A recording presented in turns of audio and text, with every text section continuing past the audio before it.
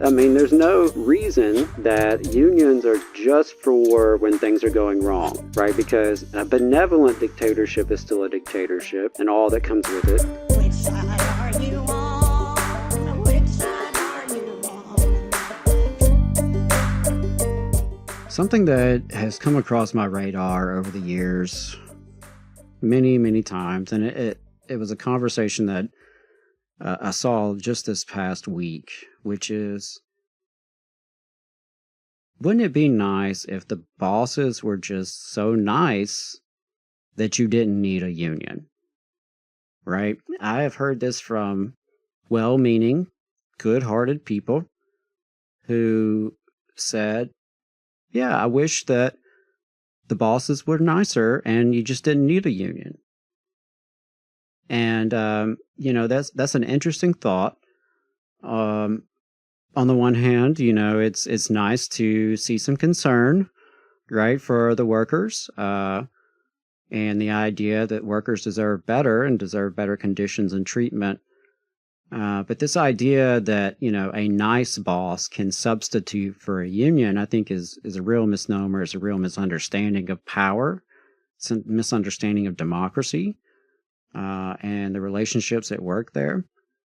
Because at the end of the day, a benevolent dictatorship is still a dictatorship. And in the employer-employee situation, without a union contract, what security do you have, right? Now, you can rely on the boss being nice and treating you well, paying you well. That can sometimes happen, right? I'm not naive to that. I am very much a unionist and a union partisan, but I'm not naive. I know there are business owners out there and managers out there who are nice, who do their best to treat people well, their employees, right? It happens. Not enough. But it's out there. But I've heard this from even political candidates have told me, yeah, I like unions. I've got no problem with unions. My goal would be the workers are treated so nice they don't need a union. But, that misunderstands the power dynamics, right? Because what keeps that boss being so nice? What ensures those workers are treated well moving forward, right? Because people change. Bosses change, right? They change individually. People can change their behavior. People get sick. People pass away. People get promoted. People get demoted, right? Your boss can change, like they personally can change, or it can be a new boss who's maybe not as nice as the old boss. Without a union contract, what guarantee do you have that anything can stay the same, can change for the better, right? And so I think that's a real misunderstanding, this idea that, well, if we just had nicer bosses, we wouldn't need unions. Because the other thing to that is, who says you have to have a bad workplace or a bad boss to want a union and to need a union? I'll give you a good example. Some folks who listen know that I do work as a community organizer in my day job at a nonprofit here in Alabama, and I helped organize the staff recently over the past several months that I've been there. And without a doubt, unanimously, our entire bargaining unit not only joined the union, but loves their job, right? That's maybe not what you're used to, maybe not what you're supposed to think, right? That unions are just for when you are being mistreated, right? But unions offer more than just protection, which is vital and more than enough reason to join the union and to build a union, right? That protection. But it's also about a voice. It's about having a say-so in your life, in your working life, where you spend so much of your time and where you do what you have to do to pay your bills and feed your family, keep a roof over your head, right? The vast majority of us, we have no choice but to go out and sell our labor in exchange for money so we can feed ourselves and our families. Hey, 5 seconds, just wanted to say that this is only possible because of our donors. If you want to see more of this, then consider donating yourself at tvlr.fm/donate. But there's nothing, there's no reason that unions are just for when things are going wrong, right? Because, again, a benevolent dictatorship is still a dictatorship and all that comes with it.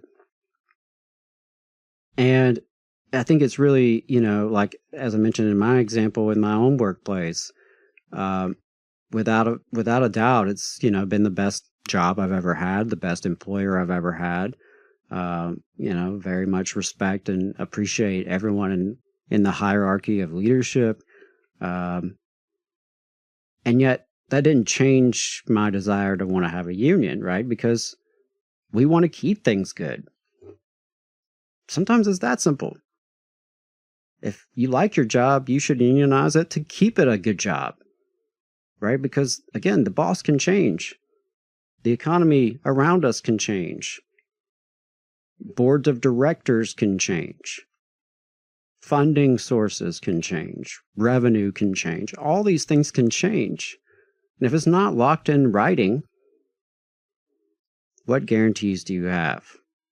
Right? So I personally think if you have a good job and you're happy, that's all the more reason to unionize, to try to keep it that way.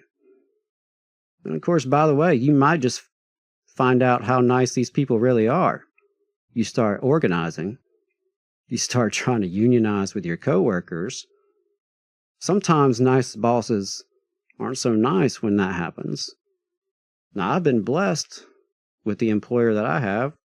We receive voluntary recognition right away. They have been, 100% a good faith partner. But that's not always the case, right? A lot of folks, think they have a nice boss until they start organizing, until they start asking too many questions, talking to too many coworkers, because a lot of it boils down to power. People think that companies fight unions tooth and nail over the money, and they do, but it ain't just about the money, right? It's about the power. A company will spend more to keep a union out than they would to just give them the raise they were wanting in their contract. And they do that over the power dynamics. They don't want to give up any power. Because when you have a union, you do have a voice. You have certain rights. The company, the employer, has to come to the table and negotiate a deal. They're required to come to the table in good faith. Now, we all know these labor laws are very broken and stacked against employees in favor of employers. But still, there's something to that, right? The security of a union contract, getting something in writing.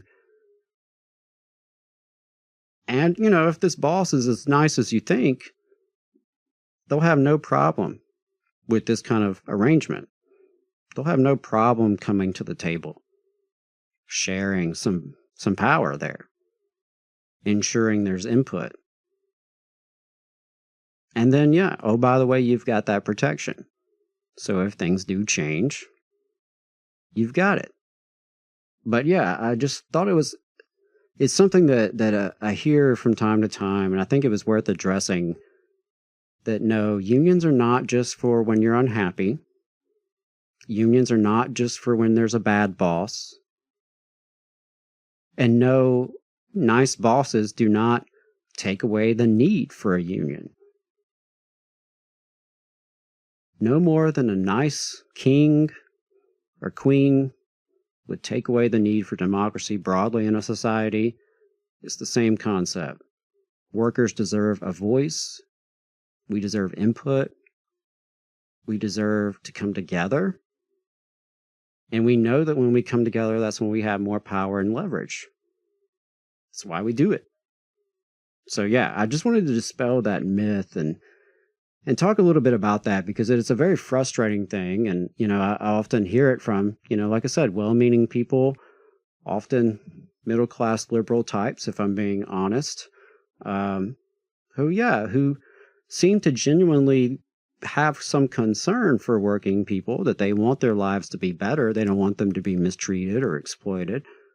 But they don't see the connection there. They don't understand why unions are that tool in our toolbox to change those dynamics. And I think, as I started overtime talking about Boss Watch, right? I imagine most of the employees who went to work for those companies found guilty of all those egregious crimes. I mean, a lot of them know they were going to work for scumbags, but not all of them knew that from day one, right? Some of them probably thought they had a pretty nice boss from the get-go, at least at first, right? And think about the NEA story, right? These are people who work for a labor union. They do what they do, at least ostensibly, like we all believe they do what they do because of certain values, right? A shared commitment. Right. And so obviously you can't just rely on that. Just because your boss sounds progressive, or your boss sounds pro-union, or your boss sounds pro-worker, you can't necessarily rely on that. What you can rely on is the strength of coming together with your coworkers and getting something in writing, getting a contract that you can enforce, that can hold the employer legally accountable. And again, if they're as good and nice as you think they are, and as they think they are, it shouldn't be a problem. You just saw a clip from the Valley Labor Report. We are live every Saturday morning from 9:30 a.m. till 12:30 p.m. And we pride ourselves on keeping all of our content free to everybody so that we can talk to as many working folks as possible. If you support the work that we're doing, you think that it's important, you think that it's good, then consider making a monthly contribution to the project, and you can do that on our website, tvlr.fm.